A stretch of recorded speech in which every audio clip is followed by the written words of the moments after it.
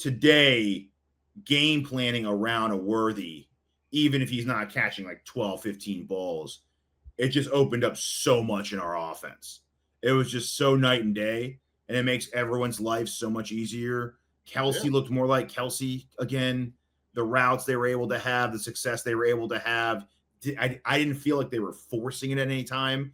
Like Hollywood's number was called when Hollywood's number was there to be called, right? Kelsey's number was being called when Kelsey was just like, that was there. It was perfect. I never got the anxiousness from Mahomes back there, maybe like one or two plays, but he had all day most of the day. Like, so if he couldn't find somebody, it's because there was just nobody open back there because he had all day. Well, that was the difference. I think it was, to be honest with you, because I went back and I watched this last game again, and I kind of shook my head a little bit, and I was just like, daggone, am I just being hard? Do I have a false sense of like maybe how good, we blocked, or is it, I really had to evaluate, kind of what the offensive line was doing up front. And they were better. They were better in pass protection. Run blocking still is kind of, still want more. We'll get to that. Huh? So we'll get to that. Yeah. I want to be positive first. I want to be roses first. But as far as like the pass protection, absolutely gave Pat a lot of time, and that's exactly what he needed. He needed that. And look, it changes. So last game, he had guys in his face. Okay, we could be clear about that. Okay, so it was some balls he was throwing off his back foot, couldn't really release and then step into some of these balls. That is a huge difference for guys, for quarterbacks, especially. Mm-hmm. It doesn't matter who you are back there. And so now when he's able to kind of sit back and run a little bit, what he did. He had time. That's like he could have tied his shoe, went up and ordered a hot dog if he wanted to. He could have did all those different things. Yeah. And that was the type of protection that they gave him. And the guys got open. That was another thing too. So even when he extended the play, the scramble drill, he was still hitting guys. And that's where he's the best at, is when he's extending plays with his legs. He's the best. I would like to see the metrics. I don't think he made a lot of. He didn't make a lot of out of pocket throws, did he? He didn't have a lot of out on the. Most of his stuff came from the pocket today. Yeah, he drifted some. Yeah, we did, but he would drift to the sideline just to give him another shot for other guys to like kind of get open, and so he would hit. Some guys doing. I mean, it's just what he does, right? That was the like clever things. But my point was, he didn't even need to like. He didn't even need buy extra time. It was there, and he's not used to that. Just having a lot of time in the pocket. So it was good to see him have time, step up, hit it. Have time, step up, hit it. Just like rhythm. Like just being a quarterback again. Not trying to be Superman and make everything happen by like evading 15 rushers all the time. Yeah, I think they instituted a little bit more RPOs in this game as well. Well, yeah. That one was awkward to say the least. The one I'm thinking of. On the goal line? No, the one where he like fell forward, his knees like kind of like buckled when like you remember what I'm talking? That was like the 5-yard line, yeah. Okay, 5-yard line, yeah. That was weird. So obviously we talked about having Worthy back today. That's huge, right? And that was that Nate Taylor report last week, which you referenced, JD, where there was he's saying he's probably gonna be a decoy this week, which was from the get-go he was not a decoy. So I don't know where that came from, who his source was on that, but Worthy was awesome today. I love the whole like we talked about on the show, being the Torrey Holt, being the Tyler Lockett, just going down with not taking any contact, just going down the slide after a catch or a run when he knows he's not going to get any yards after that. So I love that element of it, having him back in the offense, how that changes things, because Kelsey was able to cook, Tyquan Thornton was able to cook, Juju was able to cook, everyone was able to cook, and having him there, having his presence out there, allowed other guys opportunities. And one of those guys was Brashard Smith. First drive of the game, he has that miscommunication with Pat on that. I guess Pat wanted him to change his angle on the route there, and it was a miscomm on that. But then the next play, they go right back to him, and he tight ropes down the sideline for like 20 yards. I mean, I just thought today everyone had an opportunity. Everyone really cooked in their own roles today. JD, having a guy like Xavier Worthy, and I know for a lot of these casuals, like the Colin Cowers of the world, who think Xavier Worthy's a gimmick, like gadget player who don't know crap about football, it seems, when they make comments like that. But having Worthy in there, just how important is it to have him back for able to guys like Hollywood and Taekwon, all these other guys to kind of eat and just open up the whole game plan for everybody? Well, like I said, man, you just put another arrow on the quiver. I mean, that's another weapon that you have in your arsenal.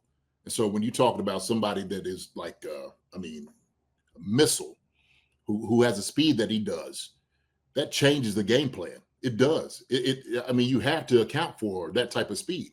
I mean, you already had speed with Hollywood Brown and Taekwon Thornton, Juju coming in and Travis catching the football. But now all of a sudden you have really a deep threat that has been really his go-to guy, right? I know we try to get Taekwon Thornton to be that guy, but I'm like, Xavier Worthy's the dude. We know that, okay?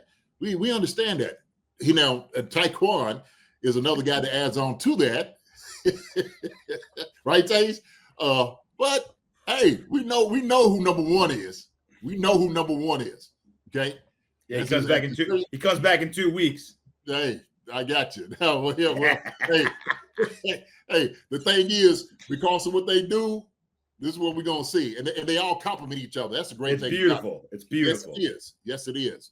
And it's like, look, and I said this the other day is, because Pat sprinkles this around. He had 9 receivers, 25 receptions, 270 yards, 4 touchdowns. I mean, that's a beautiful day. It's a beautiful day.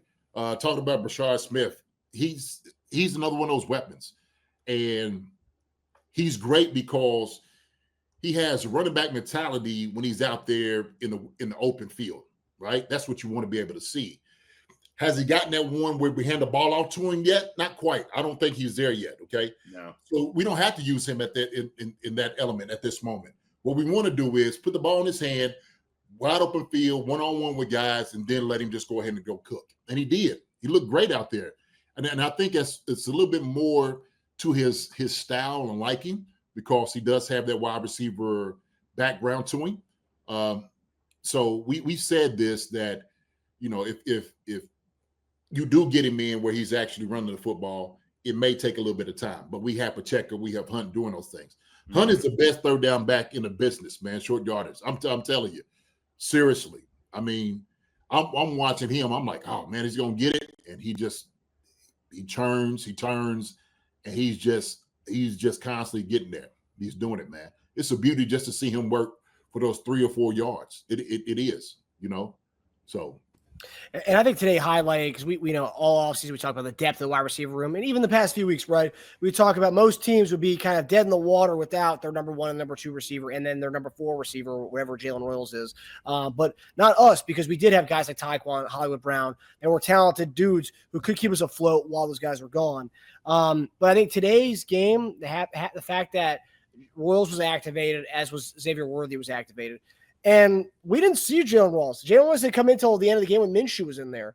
And it really goes to show you how deep this team is. I think I was on the phone with Teja at one point during the game. He was like, man, he's like, the fact that Juju's our number 4, number 5 receiver is insane, because, I mean, like, the game-changing plays he makes throughout the game is just wild. I mean, 4 for 36, and I know probably at this rate with these kind of stats, he probably won't blow up the stat sheet at the end of the year where people, want to pick out numbers and say, oh, well, Juju's not good because he only had whatever yardage output is at the end of the season. But what he does, how good he is, how important he is to this team, moving the chains, blocking, doing the extra things that people don't see. It's just in reliable hands as well, and Mahomes trusts him. But just seeing the receivers today with Worthy back and Royals didn't get any burn just shows you just how talented and how deep this wide receiver room is, because it's scary. And then in a couple of weeks when Rashee Rice comes back, it's going to be very, very scary. And I think today's game was kind of eye-opening for me. Like, it's one thing to talk about it, but then to see in real time, like, man, like, Royals didn't play and he was active, man, and we didn't miss a beat because we have all these guys who, they all caught passes in this game too. So and most of them caught touchdowns. Taekwon, Hollywood, Worthy's the only one who didn't catch a touchdown today, but like all of them, made their voices heard in this game. Yeah, and just think about how many times I think they were talking about going up top at least 6 times. Like when Rashee Rice comes back, I'm like, man, we got to go up top more than that. I mean, shoot, we look like we wanted to do it today with Worthy. We went back to back, man, go routes. I'm just like, I'm like, oh, that's what this is supposed to look like. That's exactly how it's supposed to look. And at that point, you got the DBs wide open. They're turning their hips immediately. He had that one like kind of stop route, kind of pushed the corner somewhat, got the ball up. I mean, that's what speed does. That's why speed is so dangerous, because it threatens everything that you do defensively. It just does. So, like you said, Rashee Rice coming back and all those guys just, contributing to what we did today. And like Linda, I think Linda said that. It was Vegas Chief Kingdom. Let me get up to what he said, or her, or was he? Hopefully the Chiefs will be this good on offense against a better defense. Sure. I think they will be. I think they definitely will. And we understand, look, the Ravens, injuries have plagued them. Oh, well, that's how it works. That's how it works. We've been injured. Okay? We ain't asked for no sympathy. So if people in the media want to come out and say those things, and hey, man, by all means, go at that place, okay, if you want. But, we've been a little shorthanded too, and that's all right. And we still decided to go out there and go play. And so it didn't matter who we had on the field, man. We went out there to go win, and that's how it works in the NFL, period, point blank. So it's early. We don't know who's good and bad in defense anyway, right? Like, we don't know who the good and bad defenses are yet. We have no idea because we moved the ball well against the Giants, and then the next week the Giants shut down the Chargers. Yes. So who's a bad defense, right? I mean, we don't even know what that is right now. It's like it's so week to week right now. These teams are still finding out who they are. We just finished or finishing week 4, right? So it's who hasn't. We have no idea. I mean, Giants gonna end up being a top 10 defense with the way their pass rushers play. Yeah, and that's right now. Right now, you don't get a lot of respect for doing that against them.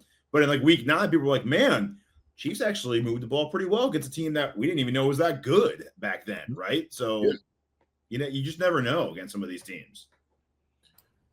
Yeah, well, I think tomorrow narrative's going to change, and I'm glad Romo dogged some of the hot take shows. Because tomorrow the narrative's going to change. I wonder what the narrative about the Chiefs is going to be tomorrow and all the shows and stuff. Because last week when we beat the Giants, it's like, oh, we beat the Giants. That team's a disaster. But the Chargers, they've already won the AFC West. So now what are they going to do with the narrative tomorrow? Is it the Giants are actually good? Or what is it going to be? Or the Ravens bad? I mean, I don't know. I'm very curious to hear how they're going to pull it tomorrow. It's going to be all about the Ravens. The story's going to be the Ravens. Mm-hmm. Yeah. Lost season for the Ravens. Yeah. And if they happen to bring the Chargers in, they're going to say, well, both tackles are out of the game. So, it makes it tough, which it does, but okay. Somebody's got to play. Chargers going to Charger. That's what happens every year, right? I mean, hey, okay. Well, in fairness, they were already losing by like two possessions when Alt did get hurt in that game. So I mean, it was trending in the wrong direction before Alt got hurt, but then once he got hurt, then that was kind of the stamp on it, I guess. Mm-hmm.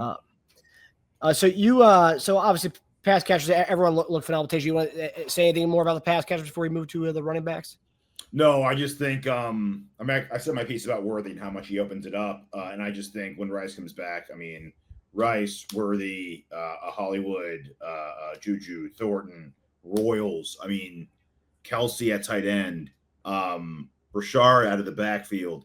We have a lot of different people to throw to. I think at one point during the game, I told you, Marcus, I was like, man, please give us our full team, our full receiver threats. Like, nothing happened to these guys for the next couple weeks. Let Rice come back. Let me see what it looks like. Let us all see what it looks like. Let them have a few weeks to get it together and learn how to play. And the beauty is, you were just saying a minute ago, with cutting it deep, I mean, these cornerbacks are going to get their steps against the Chiefs, man, because Worthy takes you deep, he's fresh. Worthy takes you deep again, he comes off the field, Thornton taking your ass deep the next play. So when are you going to get your rest? It's just going to we have like a fresh set of guys. Ending. Yeah, it's like a platoon of like deep threats that just come in and out, right? Like, and Thornton's a competent deep threat. Like he's gonna. It's not just a guy you're just gonna have to keep one eye on. You're gonna have to make sure you account for him at all times, right? Yeah, and also another stat that I kind of was thinking about earlier. So Mahomes threw for 4 touchdowns today. The last time he did that was October 2023. So it's been 2 years since Mahomes is almost 2 years to the day, actually. October 22nd, I believe, against the Chargers, to the day for the last time he threw 4 touchdowns in a game. So I know Mike Brennan made a comment about we're slowly starting to see the old school Chiefs offense coming back, rear its head again. And hopefully these guys can stay healthy because, like we said, going into last year, Hollywood Brown, Xavier Worthy, Rashee Rice, man, we can get those 3 guys being the most explosive offense in the league. We didn't get to see it at any point last year, all 3 of those guys together. In 2 weeks' time, we may get to have those guys together along with Juju, along with Tyquan Thornton, along with Jalen Royals. So it's going to be, man, sky's the limit for this offense. It's really exciting. You know what would make us absolutely unstoppable? If we had like a really good running game. Oh, God. Okay. Well, yes. 100%. What? I mean, what? No, I think you're saying a really good running back, but you said running game, which you're 100% running right game. You're right. Okay, no, that's fair. That's true. No, that's you're true. Right. So this question right here, Get on Nerd says, is Matt Nagy still the scapegoat to some people? Absolutely. Yes. I'm sure he is, yeah. Yes, he is. And is it fair to say that? Because when they looked at the stats of 2018 to 2020, okay, I'm looking at it in a different perspective. And what I saw these past couple of years is we're not sneaking up on anybody. We're not. 2018 to 2020, we were very explosive in the things that we did. Very young Travis Kelce, Tyreek Hill, of course, his explosion. But also, too, I don't think teams really knew how to play us. They just weren't prepared for the things that we had. And now, what we've seen in the past few years, it was a lot more dropping back 7 or even 8, in coverage that really gave Patrick pause on throwing some of the football on things he was doing. And so defenses start just playing us differently, right? I mean, after a certain number of years, teams are sitting there saying like, okay, I think I got it. And they keep going back to the drawing board over and over again, okay?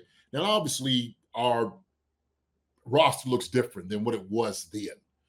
But we would have to say now, okay, wide receiver-wise and all those different things, that we're probably a more explosive, receiver group. We haven't had everybody in, but still with the guys that we have in, these guys are very experienced. They're very fast, probably the fastest receiver group that we've had, the whole time, always. So, yeah, is teams still going to think about, playing as a particular way? And I'm going to give you something that we don't do a lot of, okay? And I noticed today when we threw it to Tyquan Thornton, we don't go down the middle enough in passes. We don't. We don't attack like cover 2 when you have the 2 high shell, right? Cover 2's usually safety's on the hash, okay? And they open up and go to the numbers. So that's what they cover. They cover the deep halves of the fields, okay? And usually what you have in cover 2, okay, I'm giving some people some football knowledge. In cover 2, usually have that middle linebacker that covers that deep half, that deep part of the field, right? That's what he's covering. And so we've seen today they exploited that with Tyquan Thornton. We need to do more of that. We don't really do a whole lot of that because we don't ask our tight ends to run down the middle up the seam like other teams do in cover 2. Travis Kelce has been able to run around and kind of get open, and him and Pat's been, just because they have that great rapport with each other. That's why it looks that way. But if we ever use that element like we did with Tyquan Thornton running down the middle, then it makes it a lot harder on teams. Is all I'm saying. Okay. So that's why I think a lot of the difference of where we are of the 2018 to 2020 is we just not sneaking up on people anymore. They've had enough time to kind of catch up to some of the things that we do in our tendencies. Is it Matt Nagy's fault? I ain't going to say it's his fault. No, because everybody keeps saying it's Andy's offense, right? Andy's calling the plays. I heard somebody say, well, I could tell when Matt Nagy started calling the plays. Really? Could you? Yeah, what was the indication for that? Because we didn't score any points? You just think it was because it was Matt Nagy calling the plays in? I just, for me, it's just crazy sometimes to hear those things like that. If they sell out for the deep ball, Rice is going to eat them alive in the short game. Yeah, because you see what Juju's doing to them. So it should be maybe a little bit more. Hi, everybody. Thanks for watching. Subscribe here to get the latest from the show. Also, be sure to check out the best clips from Chief Concerns. And if you prefer to listen to the show, subscribe and follow us on Apple Podcasts, Spotify, and anywhere else you get your podcasts.